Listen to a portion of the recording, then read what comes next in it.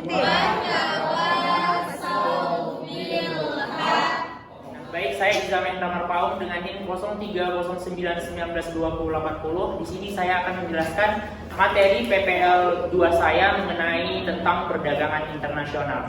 Nah, sebelumnya kepada murid-murid yang ada di dalam ruangan ini, terlebih dahulu sebelumnya saya telah menyediakan atau menyelesaikan sebuah media di mana media ini digunakan untuk kalian pahami atau kalian lihat terlebih dahulu apa yang dapat dimengerti atau dicerna dari beberapa gambar yang ada di media ini.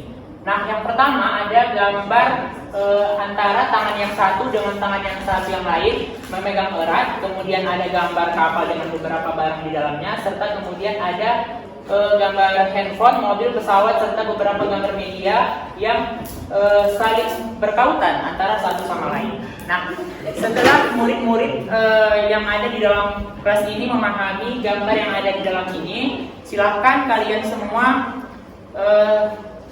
buat satu kertas yang ada di dalam kertas itu untuk menjelaskan atau mendeskripsikan gambar yang telah kalian pahami pada media yang telah saya selesaikan ini.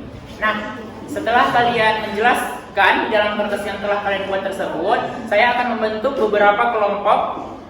Misal di antara kelas ini ada 32 orang, tersusun antara ada yang 4 kelompok, ada yang 4 orang dalam satu kelompok, ada yang 5 orang dalam satu kelompok. Nanti saya akan berikan lembar kerja seperti ini, di mana lembar kerja seperti ini akan saya berikan untuk setiap kelompok dan dijawab oleh kelompok tersebut. Di antara kelompok tersebut terdiri dari 1 orang ketua dan 3 orang anggota, dan 1 ketua tersebut akan datang ke kelompok yang lain untuk saling tukar kertas lembar jawaban tersebut.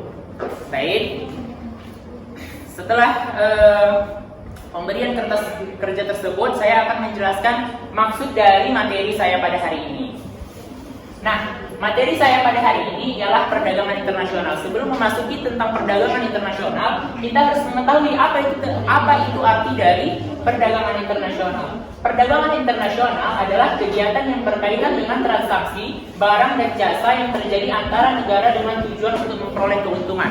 Nah, artinya perdagangan internasional itu bisa menjual barang, baik itu tenaga, jasa, dan lain sebagainya antara satu negara dengan negara yang lainnya. Kemudian, nah, apa ciri-ciri dari perdagangan internasional itu? Ciri-ciri perdagangan internasional itu ialah adanya suatu kebutuhan dari negara lain terhadap negara kita, di mana benda atau jasa tersebut tidak ada di negara mereka. Contohnya, di negara Indonesia ya, kita tidak ada kurma di sini, ataupun kurma itu sangat terbatas ataupun bermusim. Sedangkan di negara Arab Saudi Arabia itu ada kurma, maka kita membutuhkan perdagangan internasional untuk mengekspor barang kurma itu tersebut ke Indonesia, sehingga kebutuhan kurma di Indonesia itu terpenuhi ya. Kemudian, nah, faktor apa yang menyebabkan perdagangan internasional itu muncul? Nah, faktor yang pertama ada faktor pendukung dan ada faktor penghambat. Faktor pendukung dari perdagangan internasional itu tadi seperti yang saya jelaskan, bahwa adanya kebutuhan suatu masyarakat yang belum terpenuhi di dalam negara tersebut. Seperti tadi contohnya kurma, ataupun ada yang suka seperti bunga-bunga sakura yang ada di Jepang, kita tidak punya, sehingga kita membutuhkan ekspor impor yang terdapat dalam perdagangan internasional tersebut. Nah, kemudian faktor penghambat apa di dalam perdagangan internasional tersebut? Yang pertama adalah waktu. Jadi kalau misal kita sangat membutuhkan barang tersebut, apalagi zaman sekarang perdagangan internasional bisa dilakukan melalui media sosial seperti Shopee ya kan. Jadi kalau kita ingin menggunakan barang-barang yang ada di luar daerah, kita bisa pesan sehingga barang yang ada dari luar daerah tersebut masuk melalui perdagangan internasional seperti itu. Nah, masalah faktor penghambat dari perdagangan internasional tersebut ialah waktu, sehingga orang yang menunggu lama mengalihkan atau tidak menginginkan barang tersebut karena waktu dari perdagangan internasional begitu lama. Misal kita ingin menggunakan barang-barang yang ada dari luar negeri, seperti kita memesan barang yang ada di Shopee atau online shop, seperti jam tangan yang berasal dari Cina ataupun dari negara lain. Nah, namun pengirimannya lama sehingga kita membutuhkan waktu yang lebih cepat dan akhirnya kita membeli membeli produk-produk lokal seperti tersebut.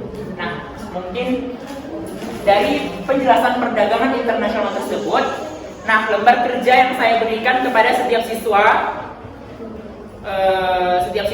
dan setiap kelompok bisa diisi. Kemudian di antara kalian isi tersebut kalian dapat menukarnya terhadap kelompok yang lain, sehingga nanti ketika hasil deskripsi di antara kelompok kalian sudah terpenuhi, maka kalian bisa presentasikan di kelas dan kita akan menarik kesimpulan dari materi kita, yaitu perdagangan internasional. Baik, sekian dari penjelasan saya. Wabillahi taufiq wal hidayah. Assalamualaikum warahmatullahi wabarakatuh. Waalaikumsalam